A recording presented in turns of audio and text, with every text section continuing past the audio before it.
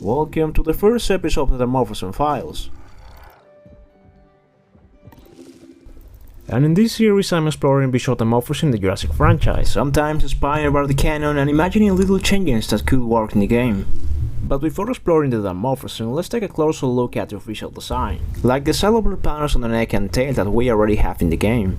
Then I also noticed these fine feathers on the chest area, but in the movie they don't stand out as much. And speaking of the claws, they have really some nice textures along with the saddle shiny scales. And that's something we could keep in mind later on the video. Plus we can check out even more details in collective status and some digital renders. Then looking closer at some renders you can see rare textures on the tongue, very similar to a goose. The more I think about it, it's really amazing that these details appear in both movie and the game. There's also a lighted pattern on the neck, a few bright red feathers and a strange pair of claws, which is probably just the angle. One moment in the film shows her walking while using her claws to interact with the ground. This seems tied to her limited vision, which is probably why the game version doesn't do that, even though in some moments the highlight animation make him seem otherwise. Now it's time to take a look at the game Dimorphism.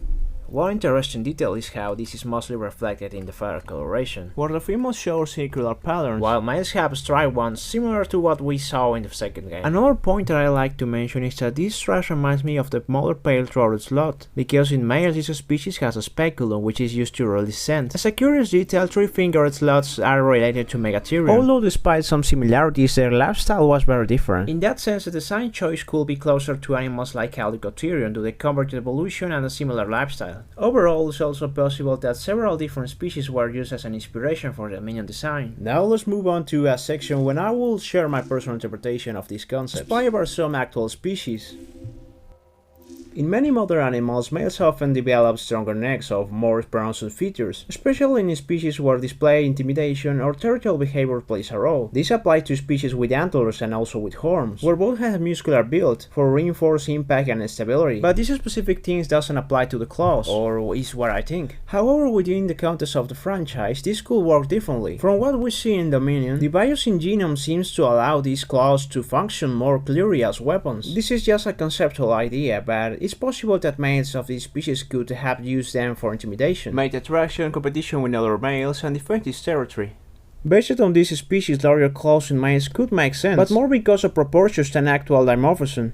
Given that the game doesn't clearly show size difference between males and females, slightly larger claws could be one possible way to hint at that distinction, giving the impression of larger proportion without significantly altering the model, though I'm not sure how this will affect some of the animations. Another idea will be to highlight some of the scales. I was thinking about adding a spur, but that feels more appropriate for Gallimimus dimorphism. Next I doubt about giving the male thicker neck, inspired by some other species, although I may have gone a little too far. That's why I'll start making more concepts while also trying to learn how to draw the feathers. I was also considering adding more color here and there, and giving it a slightly more intimidating look, based on what we already have in the franchise. Then I look at these feathers on the head and I doubted about making them bigger, but not exaggerating as much as I did before. In some cases indeed they look back, but in others not so much. I also explored these ideas in a simplified version. This allowed me to test some variants. Then I thought about giving it stronger arms and more feathers on the tail, like in the first Mattel toy. I also created these versions inspired by the Hammond Collection one, the Reimagined one, and the Slash and Roar one. After a concept that didn't work out, I made it more intimidating by altering the feathers to emphasize its territorial behavior. Despite the difference, I tried to give it a speculum. I also took inspiration for the reddish feathers, just like in the movie and in some renders. Then I tried a calmer concept, adding only a slight increase in the size of the feathers, and it worked better than I expected. And remembering what I said earlier, I ended up making the scales more prominent, with additional feathers on the arms, making the arms and claws a key visual feature to attract females, although I might have gone a bit too far with the neck feathers. Now let's move on to the final thoughts.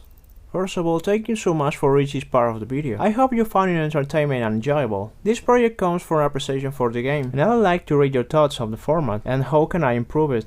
Now let's move on to the extra files, which are previews of my next videos.